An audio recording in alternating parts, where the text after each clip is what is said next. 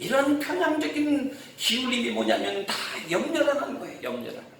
일방적인 거예요. 한쪽으로 치우치는 경우, 이런 경우에 염려가 따라올 수밖에 없다는 것입니다. 오늘 성경에는 염려하지 말라는 말이 550번씩 쓰여지고 있습니다. 염려라고 하는 것은 여러분 뭘까요? 바로 실패에 대한 두려움뿐만 아니고 시련을 이겨내지 못하면 염려가 따르게 되어 있다는 거예요. 아무리 극한 시련이 찾아와도요, 북극을 들어간다 한들 아무리 추워도 말이죠, 그것과 싸우는 거예요.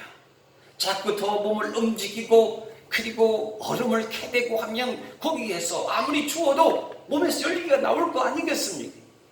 이거 시련에 대한 두려움, 이겨내지 못하겠다고 하는 거, 이런 것들이 우리에게 염려를 가져오게 한다는 말씀입니다. 더불어서 새로운 변화에 대해서 반응하고 싶지 않은 부작용이 염려이기도 하다는 거예요.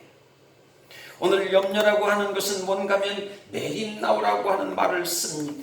불필요한 곳에 마음이 빼앗겨버리는, 마음이 갈라진 상태를 가리키고 있어요. 그리고 또한 나뉜다고 하는 뜻을 가지고 있습니다. 오늘 여기 사도 바울이 옥중 가운데 복음을 전하며 갇힌 상태에서 빌립보 교회를 향해서 왜 이 염려라고 하는 단어를 언급하고 있는지 알 필요가 있다는 거예요. 왜 염려하느냐는 겁니다. 오늘 빌립보 교회는 그런 것이거든요. 성령이 감동을 따라서 가라고 지시하고 말씀을 따라 사도 바울을 순종하여 최초로 처음에 마게도냐라고 하는 그곳에 가서 복음을 전하였던 그 복음의 성지가 아니겠습니까? 근데 그곳이 어떻게 되는 거예요? 헬라 문화의 찬란한 문명을 발달한 시민 문화를 이루게 되었습니다.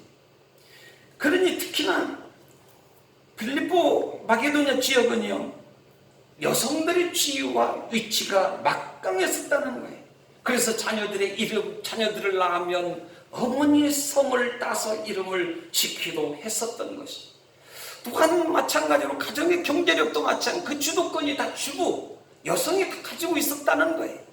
그러니 교회와 활동하는 것도 다 여성이 모든 교회 일들을 다 도맡아다시피 지도력을 발휘하는 역할을 여성들이 많이 하고 있었던 현실이었다는 것입니다. 그 중에서도 오늘 4장 2절의 말씀에 보니 유오디아와 순도계라고 하는 여성 둘이 언급되어지고 있어요. 오늘 이들의 역할이 이 빌립보 교회에서 얼마나 열심을 다했는지 몰라요. 빌립보 교회의 주축이 되었다고 하는 것을 알 수가 있어요. 오늘 빌립보 교회 하면 단순하게 빌립보 교회 하나를 우리가 언급할 수 있는 것 같지만 꼭 그렇지 않거든요. 사도 바울이 루디아에게 복음을 전했지 않습니까? 그로 시작해서 가정이 교회를 이루어요. 그러면 시간이 많이 지났습니다. 10년, 20년, 30년이 지났습니다. 그게 교회가 여러 개 생겼지 않겠어요? 여기에도 생기고 또 여기에도 생기고 마을의 이름을 따서 교회를 지었든지 간에 오늘 통틀어서 오늘 사도 바울은 옥중에 있으면서 빌립보 교회, 빌립보 지역에 있는 교회들을 향해서 선포하고 말씀을 전달하고 있는 거거든요. 왜 염려를 하느냐는 것입니다. 그런데 오늘 여기 이와 같은 빌립보 지역에 빌립보에 많은 여러 교회가 있었겠지만 유독히 사도 바울이 4장 2절에 지적하고 있는 유오디아와 순도계라고 하는 여성의 이름을 주목하고 있다는 겁니다.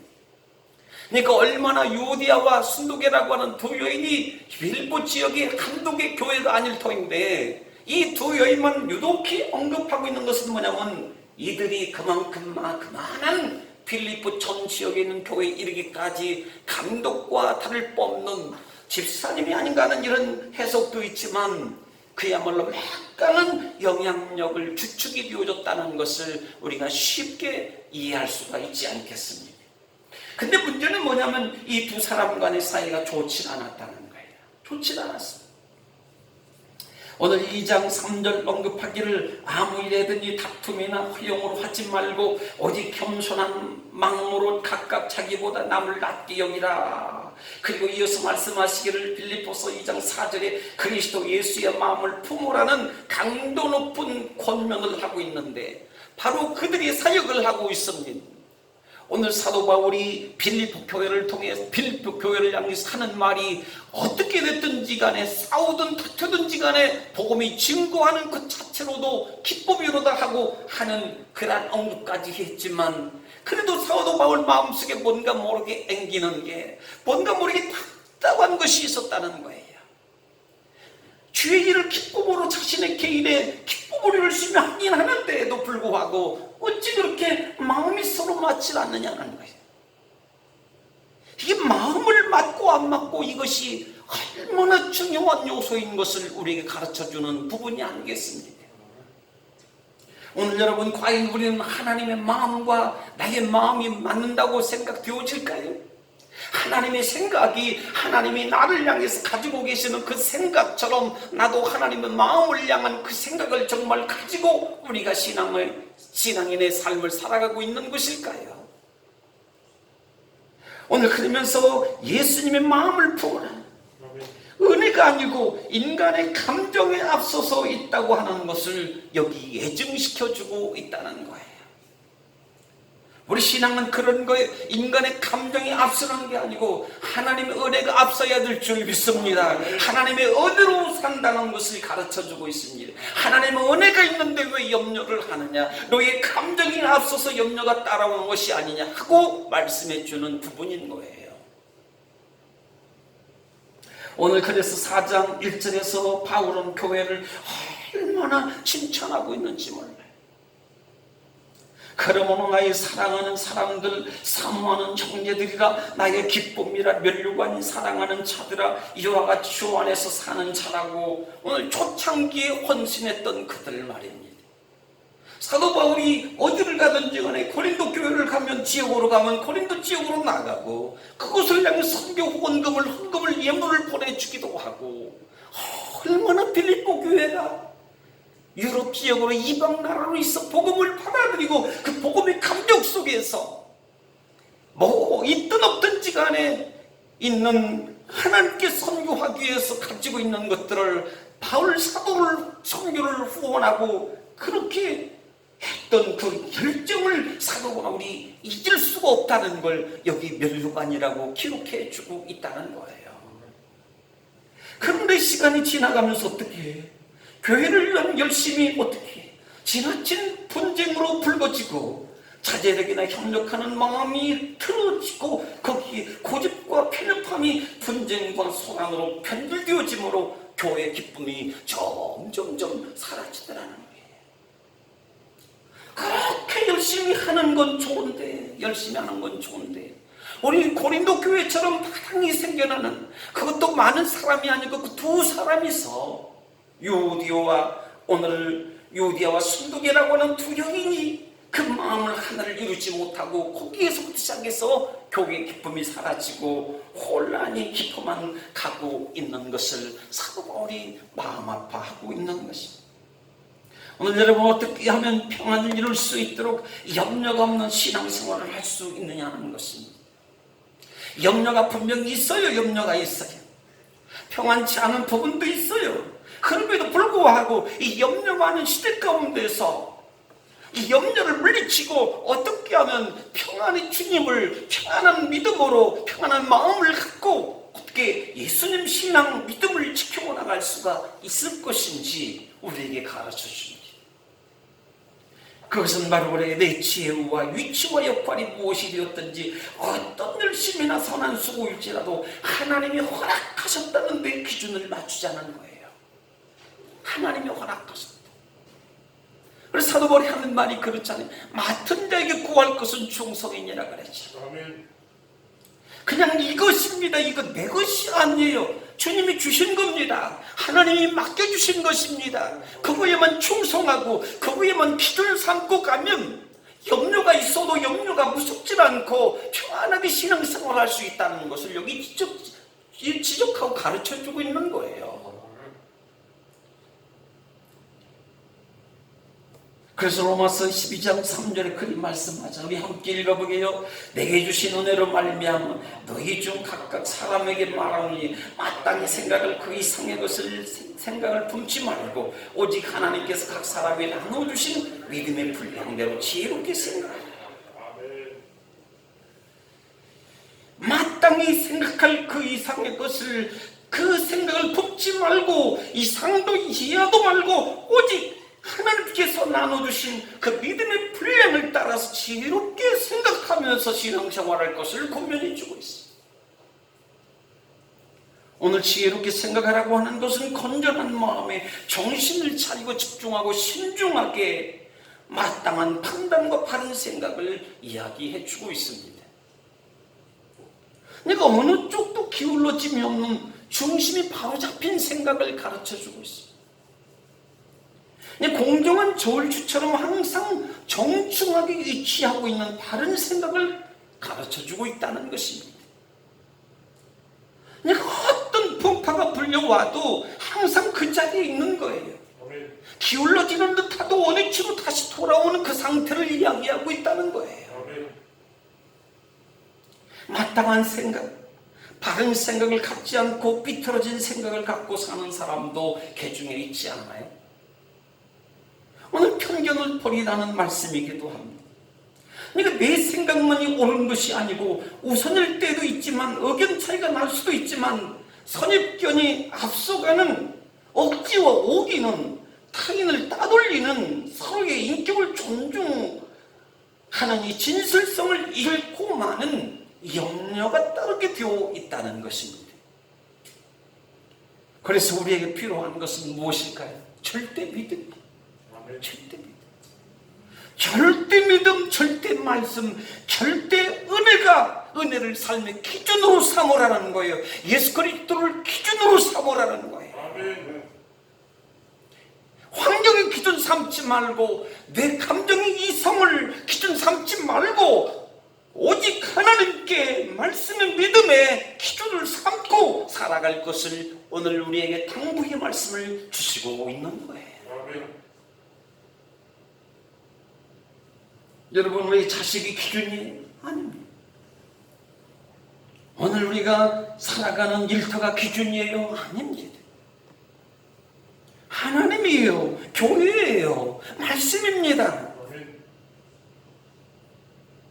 다급하고 힘들어도 마땅히 생각해야 하는 것은 바로 하나님이 주신 이 믿음의 분량이 무엇이냐고 하는 것입니다. 내 인생의 그 본질을 뚫고 들어가는 일에 있어서 나를 자꾸 발견하는 내 모습, 인생의 삶을 우리가 조형화시킨다고 한다면 나의 진정한 모습은 어디에서 발견할 수 있는가 하는 것을 묻고 있는 거예요. 무엇을 중심으로 해서 내가 살아가야 될 것인지를 주님이 다시 묻고 계시는 거예요. 바짝 다가온 오늘 환난의 시대에 염려의 소용돌이 속으로 빨려 들어갈 수밖에 없는 이들은 믿음의 표류자가 되지 않기 위해서 어떻게 합니까? 믿음의 분량과 믿음의 크기를 키워야 할 줄 믿습니다. 환난이 가면 갈수록 더 커져요. 거세져요. 감당할 수가 없습니다. 이거 어떻게 감당하는 거예요? 수개월 동안 코로나로 하나님 앞에 한 번도 내가 얼굴을 한 번도 내가 비춰보지 못한 이만한 가운데 이거 어떻게 이걸 감당하느냐고요. 큰 풍랑 앞에서 큰 배를 지어야 되지. 큰 바다를 항해하기 위해서 큰 배가 필요하듯이 말입니다. 우리가 시대가 어려우면 어려울수록 어떻게 하는 거예요? 더더욱 우리의 믿음의 분량을 키워나가는 하나님 내게 더 큰 믿음을 달라고 기도할 수도 있고 나의 믿음의 분량을 더 큰 용량을 더 키워야 되는 거 아니냐는 거예요.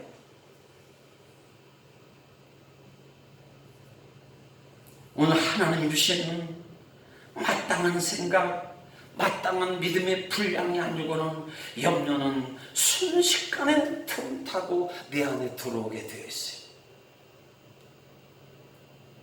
그래서 가정 안에서도 마찬가지고 우리의 삶의 일터에서도 마찬가지고 틈을 주지 말라는 거예요. 틈을 주지 말라. 마귀가 사탄이 들어올 틈을 주지 말라는 거예요. 우리의 믿음을 흔들어버릴 수 있는 위험의 여지가 있는 사탄에게 틈을 주지 말라고 이야기하고 있어요. 여러분, 믿음의 분량을 믿음의 크기를 날마다 키워낼 수 있기를 주의 이름으로 축원드립니다. 키워야 돼요. 키워야 돼요. 그래야 시대를 이기고 감당하고 평안할 수가 있습니다. 누가복음 23장 32절에 말씀합니다. 읽어봅니다. 너희는 스스로 조심하라. 그렇지 않으면 방탕함과 술 취함과 생활의 염려로 마음이 둔하여서 뜻밖의 그날이 돋고 같이 너희에게 말이라. 이게 서두에 뭐라고 하는 거예요? 너희는 스스로 조심하라 그랬어. 오늘 믿음을 빼앗길 여지가 있다는 거거든요. 오늘 주님이 언제 오실지 모른다는 거예요. 뜻밖의 그날이 덧과 같이 너희에게 임하시. 주님이 오실 때에 그것이 할렐루야 하나님을 맞이하는 기쁨의 날이 되어야 되는데 그것이 더 시들 수가 있다는 거예요. 더 시들 수가 있어요. 그래서 예수님은 그런 말씀을 하세요. 나로 인하여서는 넘어지지 말라. 나로 인해서 넘어지지 말라. 오늘 사탄은 염려를 이용합니다. 염려를 이용해 성도가 하나님을 믿으면서 염려할 때가 있다는 것을 사탄이 너무나 잘 알고 있다는 말씀이에요. 우리 자신도 알겠지만 사람은 설령 속일 수가 있고 눈을 감을 수도 있지만 그러나 사탄은 우리가 염려하고 있다는 것을 전혀 사탄은 모르는 법 없이 전부 다 그 속을 우리를 알고 있다는 거 아니에요. 무엇 때문에 염려하고 있는지 사탄이 알고 있어요. 무엇이 약점인지 사탄은 우리를 샅샅이 분석하고 알고 있다는 이야기.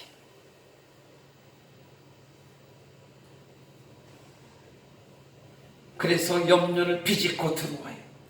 염려하는 순간 오늘 스스로 조심하지 않고 주님 언제 오실지 모르지만 염려하는 순간 사탄이 그 틈을 비집고 들어와서 기도줄을 끊어버린다.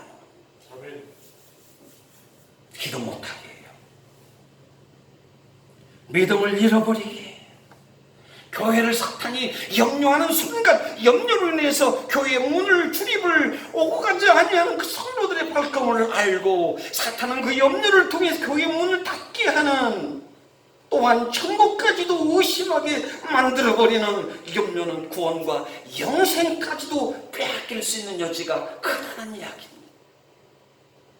그런 어떤 분이 그런 얘기를 2대 8대 2로 20%는 열심히 신앙생활합니다. 80%는 중간 사람들. 그러나 마지막 20%는 예수님을 믿는지 안 믿는지 잘 분간이 안 날 정도로 그냥 교회 오고 가는 사람들. 근데 이러한 환란의 질병 바이러스의 이 전쟁 가운데서 그 20%는 떨어질 것이다 그런 이야기를, 그 20%는 하나님을 놓치고 말 것이다 그런 이야기를 하고 있어요.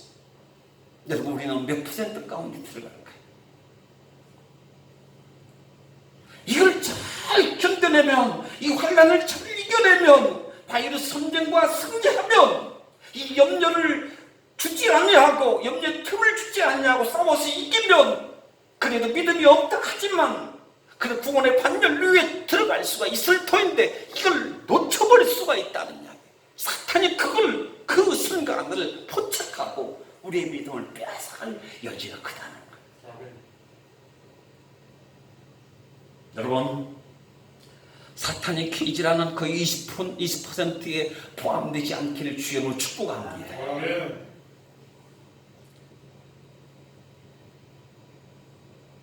그래서 사탄은 빼앗는 자라고 그래요. 도둑질하는 자라고 그랬어요. 하찮은 물질이 아니에요. 세상에 단순한 어떤 보이는 게 아니에요. 사탄은 무엇을 빼앗는 겁니까? 뭘 도둑질해가는 거예요? 우리 영혼을, 우리 생명을 도둑질해가고 죽이고 훔쳐가는 존재라. 요한복음 10장이 그렇게 말씀하죠. 염려하면 그 순간에 사탄은 우리 영혼을 죽인단 말입니다. 우리 생명을 해친다는 말입니다. 여러분 두렵지 않나요? 그러다가 하나님과 멀어지게 만들어버려요.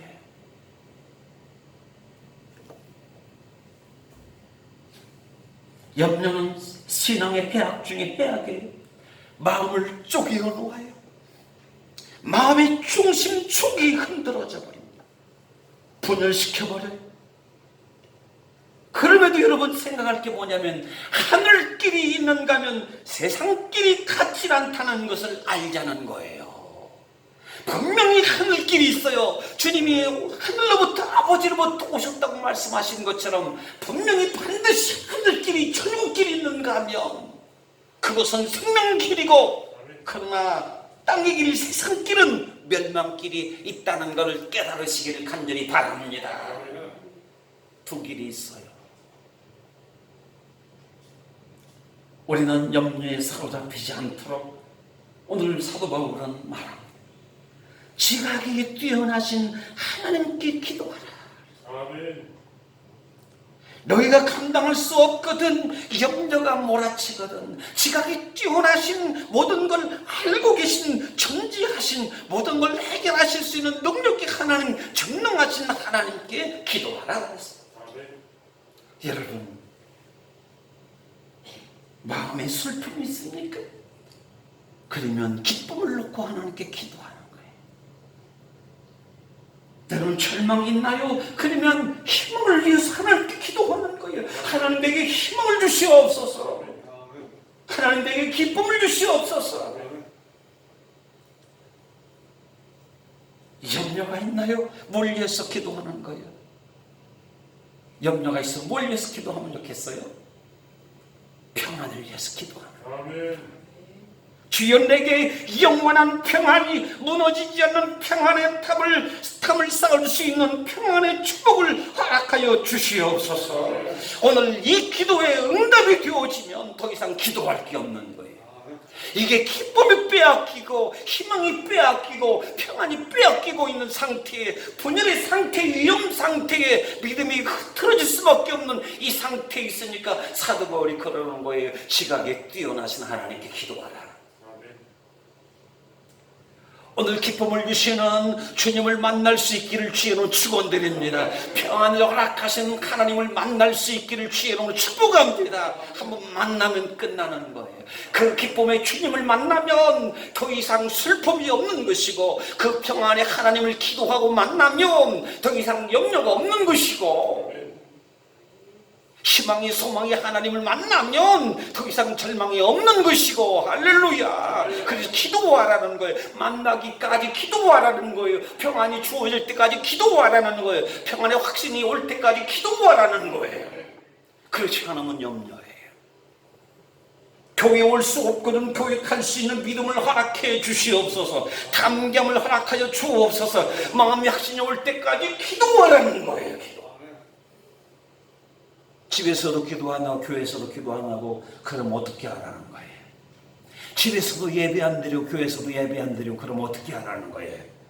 사탄이 롤롤랄라, 먹잇감이 널려있다, 먹잇감이 널려있어.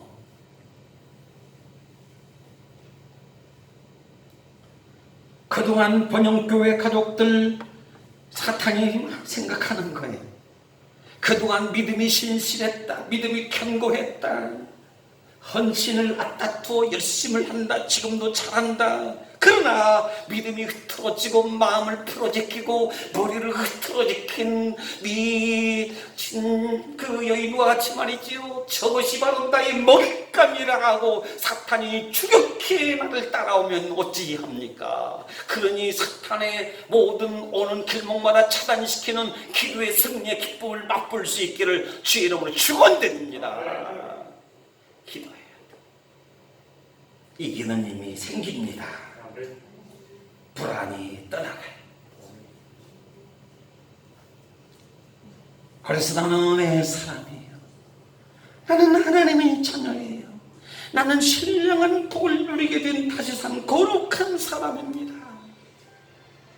땅의 진노와는 상관없는 의의 사람입니다. 땅의 혼란과는 상관이 없는 의의 사람이 되었습니다. 더 이상 세상 것에 놀아나거나 혼란에 놀아나거나 너무 무너지지 않는 세상 것에 끌려가지는 않습니다. 하나님 이제 염려하지 않겠습니다. 할렐루야. 하나님 어떻게 주일인데요. 근데 교회 가기가 매우 무서워요. 모르는 소리 하지 말라. 세상엔 코로나가 더 날뛴다. 교회 안은 코로나가 덜 날뛴다. 할렐루야. 교회 오면 다 죽는 줄 알아요. 세상 밖에 나가면 병 안 걸리는 줄 알고. 참 이상하죠. 직장에 가면 코로나에 안 걸리는 줄 알아. 근데 교회 오면 코로나에 걸릴 것 같아요. 여러분, 하나님이 이제 나는 염려하지 않겠습니다. 염려를 포기합니다. 염려는 나와 상관이 없습니다. 할렐루야. 믿음의 고백이죠. 이러한 믿음의 절대 분량이 채워져 나갈 때 염려를 조장하는 사탄은 힘을 잃고 떠나가는 역사가 땅을 것입니다. 오늘 믿음이 견고해지기를 주의 이름으로 축원드립니다. 말씀 위에 세워져 있는, 반석 위에 세워져 있는 집의 믿음이라고 한다면 흔들릴 것이 없어요.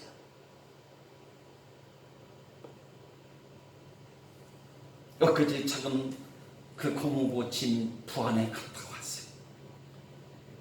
집안에 숯을 잔뜩 몇 트럭을 갖다가 그 사이사이 집어넣어서, 그리고 겉을 진흙으로 이렇게 다둑거려서 집을 졌다는 거예요.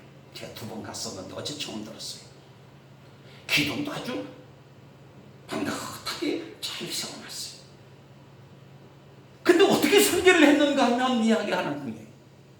지진이 와도 그 지진을 견디면서 집이 무너지지 않도록 그렇게 설계를 했다는 거예요. 흔들리고 집에 뿌리가 뽑히는 안이 있어도 집은 둥거라 간다, 이런 말을 하더라고요. 굴러가는 안이 있어도 집은 망가지지 않는다. 아니, 그렇게 집을 잘 지었다는 거예요. 성경에 수많은 위인들 그런 거잖아요. 매를 맞을지라도, 죽음의 위험이 있을지라도, 강의 위험이 있어도, 사망의 음침한 골짜기를 다닐지라도 결국 그 믿음은 흔들림이 없는 거예요. 주와 함께 둥글어. 주와 함께 살아도 주와 함께 살고, 죽어도 주님과 함께 살고. 할렐루야. 무너지지 않는다는 거예요.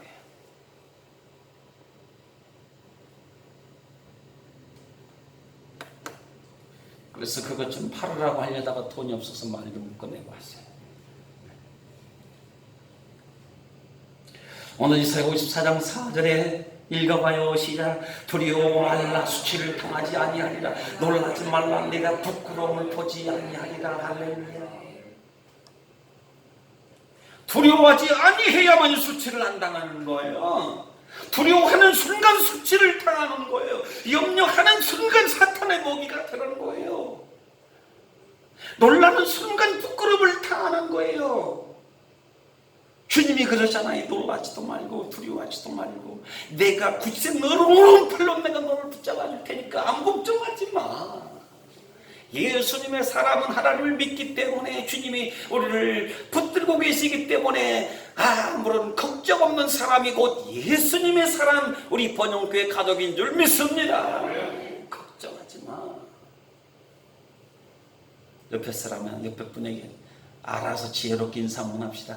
우리는 하나님 믿으니까 걱정할 것 없다. 아무 걱정할 게 없어. 없으면 좀 덜 먹으면 되고. 우리 고백합시다. 나는 세상에 두렵지 않습니다. 나는 질병에 두렵지 않습니다. 나는 죽어도 천국 갑니다. 예수 믿는 것은요, 천국 갈 각오를 하고 예수 믿는 거 아닙니까? 그렇잖아요. 옛날에 얼마나 핍박이 심했는지. 한편으로 그리스도인은 혼자만의 인생이 아니라 더불어 살아가는 공동체 의식이 필요해요. 독일의 염세주 샤박자 소펜하우가 있어요. 그는 어렸을 때 어린이의 웃음이나 젊은이의 사랑, 풍요로운 대지의 평온함, 이런 것들이 눈에 띄지 아니하고 그저 어려운 시대 피 흘리는 전쟁과 파괴적인 도시 굶주린 시민들의 울부짖음이 가득한 가운데 평생을 어머니 사랑받지 못하고 멸시를 받으면서 이 집 없이 하숙방을 천년 건강하며 그렇게 살았다는 거 아니겠어요? 그래서 그는 세상을 비웃는 독설가로서 환멸이라는 도구를 통해 진리를 찾으려고 무딘장기를 썼다고 그래요. 그래서 수능보다는 괴척을, 봉보다는 대결을 선택함으로 자신을 더더욱 좌절의 깊은 놈으로 늪으로 몰아갔던 사람이 바로 쇼펜하우어라는 거예요. 그래서 그는